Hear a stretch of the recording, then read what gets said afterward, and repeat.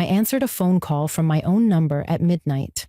And when I heard my own voice telling me not to turn around, I thought it was a prank, some stupid joke. But then I felt warm breath on the back of my neck, and I realized I wasn't alone in my apartment. My name is Sonia Reeves. I'm 28 years old, and I live alone in a 7th-floor apartment in Denver. I work from home as a data analyst. I'm practical. I don't believe in ghosts or anything supernatural. I lock my doors. I check my windows. I thought I was safe, but someone had been living in my apartment for 6 weeks without me knowing. And that night, he finally wanted me to know he was there. Before I tell you what happened next, hit that subscribe button and drop a comment telling me where you're watching from. Trust me, you're going to want to hear how this ends. 3 months before that phone call, my life looked completely different. I was in a relationship with a guy named Derek. We'd been together for 2 years. I thought we were building something real. Then one day, he sat me down and told me he didn't love me anymore. Just like that. No warning, no big fight. He just stopped feeling it, and he was done. I moved into my apartment 2 weeks later. It was supposed to be my fresh start. A place that was just mine. 7th floor of a secure building with key fob entry. Nice neighbors. Quiet hallways. I told myself this was exactly what I needed. My older brother Marcus wasn't so sure. He's 34 and works as a police detective. He worries about me constantly, especially after the breakup. He kept asking if I wanted him to stay over for a few nights, help me settle in. I told him I was fine. I wanted to prove I could do this on my own. My mom Diane was even worse. She lives about 40 minutes outside the city, and she called me every single day for the first month. She didn't like the idea of me living alone. She kept saying things like, "Sonia, you don't have to be so independent all the time." But I did. I needed to prove to myself that I could handle my own life. So I threw myself into work. I stayed up late finishing reports. I stopped going out with friends. I told myself I was being productive, but honestly, I was just avoiding the silence. Because when everything got quiet, I started thinking about Derek, about what I did wrong, about why I wasn't enough. The night everything changed started like any other night. It was a Tuesday, just past midnight. I couldn't sleep. My brain wouldn't shut off. So I was sitting on my couch in the dark, scrolling through my phone. The TV was off. The only light came from a small lamp in the corner of the living room. I was wearing my old college sweatshirt and pajama pants. My hair was in a messy bun. I wasn't expecting anyone. I wasn't even fully awake. Earlier that evening, something small had happened. Something I didn't think about at the time. I'd taken the trash out to the chute down the hall, and when I came back, my front door was unlocked. I remembered locking it. I always lock it. But I told myself I must have forgotten. I was tired. I'd been distracted. It wasn't a big deal. I wish I had paid more attention. At 12:07 a.m., my phone lit up with an incoming call. I glanced at the screen, expecting a spam number or maybe a late-night text from my mom. But the caller ID didn't show an unknown number. It showed my number. My own phone number was calling me. I stared at it for a few seconds. I knew about phone spoofing. Scammers do it all the time to trick people into answering. I almost ignored it, almost let it go to voicemail, but something made me curious. I wanted to know who was on the other end, so I answered. And that's when everything I thought I knew about my safe little apartment fell apart. For a few seconds, there was nothing but silence on the other end. I said hello twice, and nobody answered. I was about to hang up when I heard breathing, slow, steady breathing. Then a voice came through the speaker, and my whole body went cold. It was my voice, not similar to my voice, not someone trying to imitate me. It was exactly my voice, my exact tone, my exact way of speaking. The voice said 2 words, "Don't turn around." I laughed. It came out shaky and nervous, but I laughed because my brain couldn't process what I was hearing. I thought it had to be a joke. Maybe one of my coworkers was messing with me. Maybe someone had found some app that could copy voices. I said, "Who is this?" And I tried to sound annoyed instead of scared. The voice repeated itself. "Don't turn around, Sonia." It used my name, my full name, and it said it the exact way I say it when I'm being serious. I wanted to spin around and prove to myself that nobody was there. I wanted to catch whoever was pranking me and yell at them for scaring me. But something stopped me. Some instinct I didn't even know I had. My body refused to move. I sat completely still on that couch, phone pressed to my ear, heart pounding so hard I could hear it in my head. I asked again. I said, "Tell me who this is right now." The voice on the phone said, "You already know." And that's when I felt it. Warm breath on the back of my neck, close. So close that I could feel the heat of it on my skin. Someone was standing directly behind me. Every horror movie I'd ever watched told me to run. Every true crime podcast I'd ever listened to told me to scream. But I couldn't do either. My legs felt like they were filled with cement. My throat closed up so tight I could barely breathe. I just sat there, frozen, while the voice on the phone kept talking. The voice said, "If you turn around, it gets worse." I didn't know what that meant, but I believed it. I believed it completely. So I stayed still. I kept my eyes forward, and I whispered into the phone, asking, "What do you want from me?" The voice said, "I want you to listen." My mind was racing through every possibility. Was this a break-in? How did someone get into my apartment? The building had security. You needed a key fob to get through the front door. You needed another key fob for the elevator. My door had been locked. At least I thought it had been locked. But then I remembered earlier that evening, the door had been unlocked when I came back from taking out the trash. I had ignored it. I had told myself it was nothing. The breathing on my neck continued, steady and calm, like whoever was behind me had all the time in the world. Then I noticed something else. A smell, faint but familiar. Cologne. A specific cologne that I recognized immediately. It was the same cologne Derek used to wear, the same one that used to be on his shirts when I hugged him, my ex-boyfriend's cologne. For a split second, I thought it was Derek. I thought maybe he had lost his mind and broken into my apartment to scare me, but that didn't make sense. Derek was selfish and cold, but he wasn't dangerous. He wasn't capable of something like this. At least I didn't think he was. I tried to keep the voice on the phone talking. I asked, "Why are you doing this to me?" The voice said, "Because you forgot about me." That answer made no sense. I hadn't forgotten about anyone. I didn't know anyone who would do something like this. But whoever was behind me clearly thought I did. They believed I had wronged them somehow. And now they were standing in my apartment in the middle of the night, breathing on my neck, using my own voice to terrorize me. I had never felt so helpless in my entire life. I was in my own home, the place where I was supposed to be safe, and I had never been more afraid. The worst part was not knowing who was behind me, not knowing what they wanted, not knowing what they were going to do next. I knew I had to do something. I couldn't just sit there and wait for whoever was behind me to make their next move. My phone was still pressed to my ear, and the voice on the other end had gone quiet. But the breathing on my neck was still there, steady and patient, like they were waiting to see what I would do. I forced myself to think. I forced my brain to work through the panic and come up with a plan. My brother Marcus is a police detective. He's spent his whole career telling me what to do in dangerous situations. He always said the most important thing is to stay calm and buy yourself time. Don't make sudden movements. Don't escalate the situation. Find a way to get help without alerting the person threatening you. I never thought I would actually need that advice. But right now, it was the only thing keeping me from completely falling apart. I lowered the phone slowly from my ear, keeping my movements small and controlled.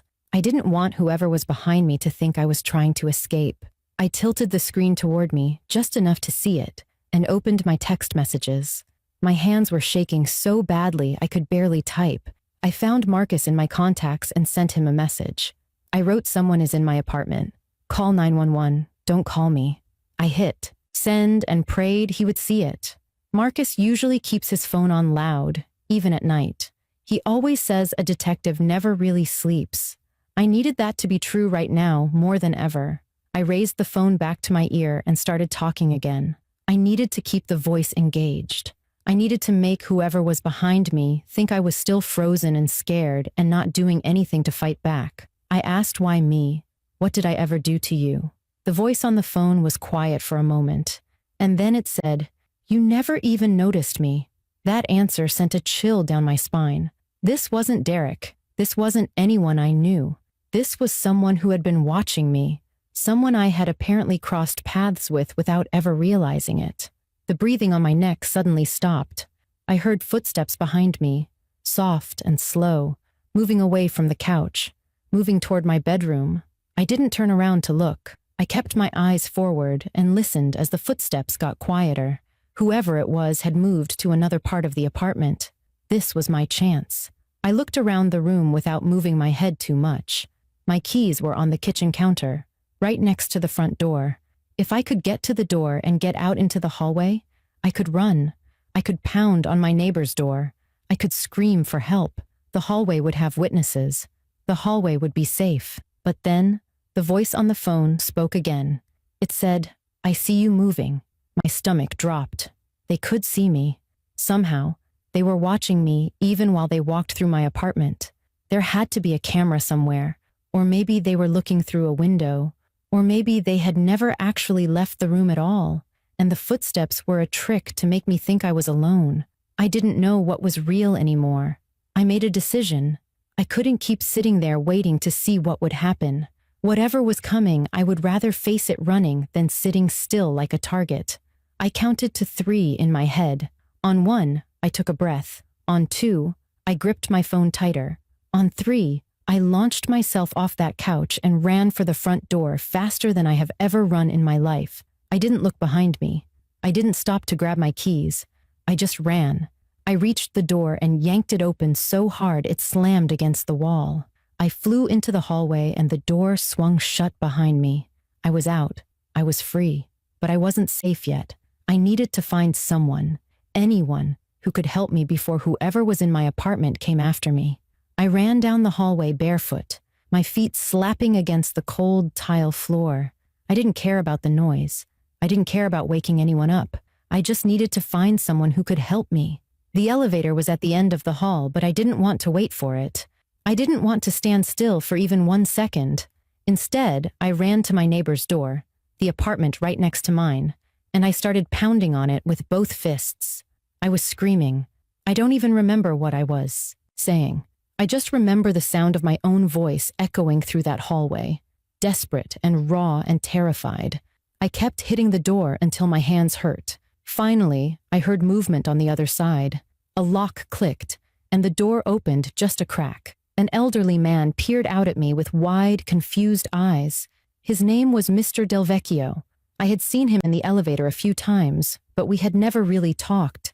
He looked at me like I had lost my mind, and honestly, I probably looked like I had. I told him someone was in my apartment. I begged him to let me in. He didn't ask any questions. He just opened the door wider and pulled me inside. He locked the door behind me, the deadbolt and the chain, and then he asked me what happened.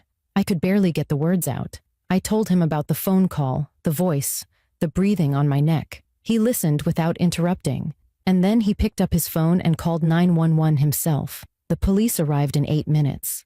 I know because I watched the clock on Mr. Delvecchio's wall the entire time. Every second felt like an hour. I kept expecting to hear footsteps in the hallway. I kept expecting whoever was in my apartment to come looking for me. But the hallway stayed quiet until I heard the elevator doors open and heavy boots coming toward us.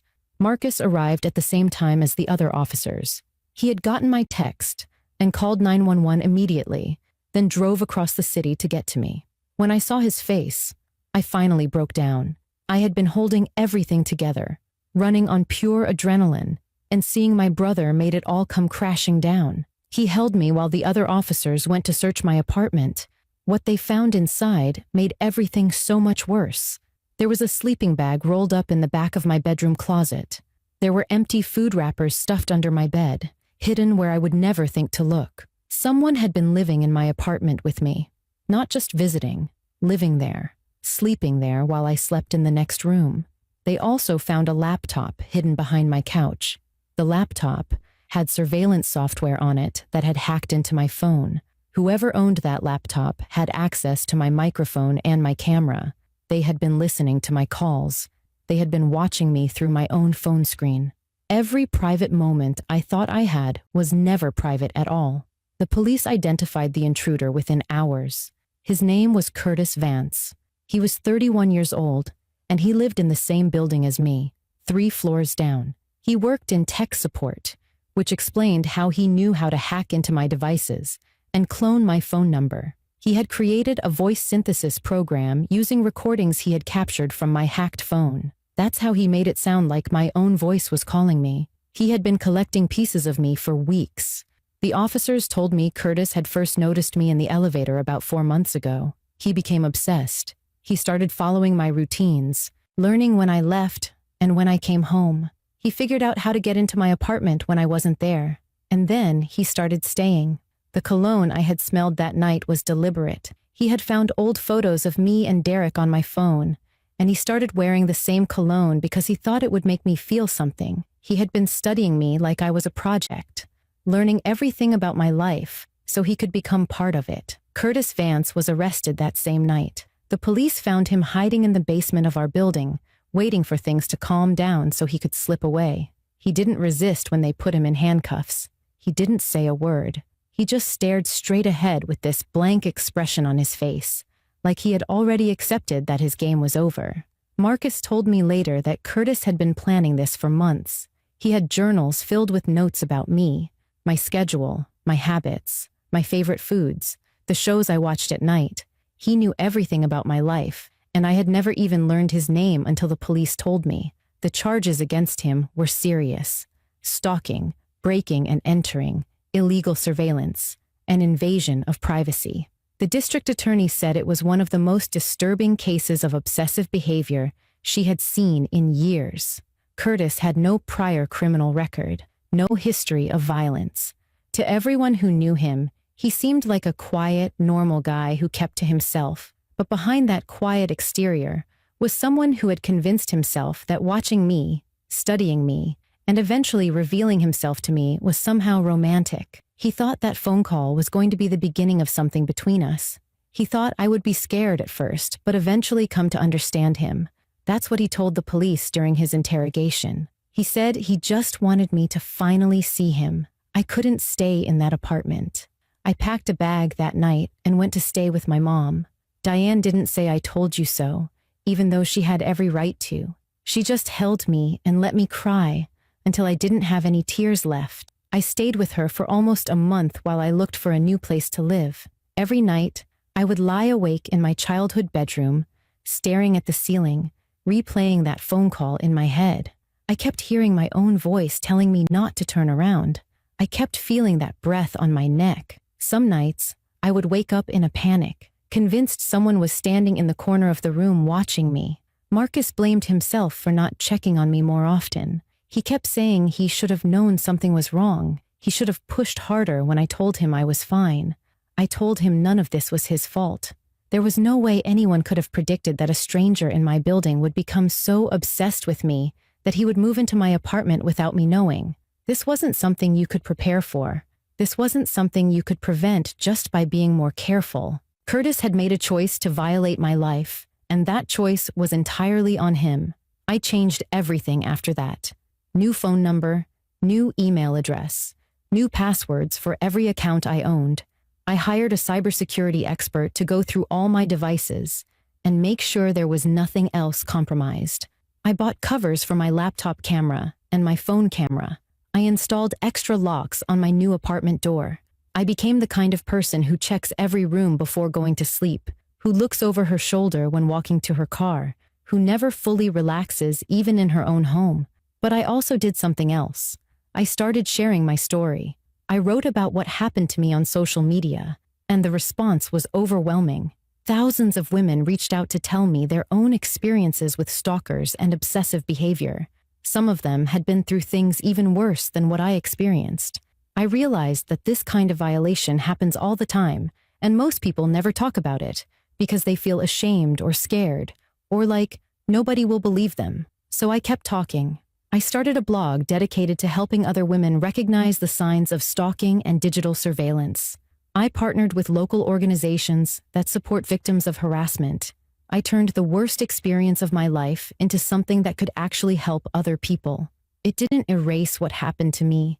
It didn't make the nightmares go away, but it gave me a sense of purpose that I desperately needed. The voice on the phone that night was fake. It was technology designed to terrify me and control me. But the real horror was knowing that someone had been watching me for weeks, learning my secrets, existing in my space without my permission. I thought I was safe in my own home.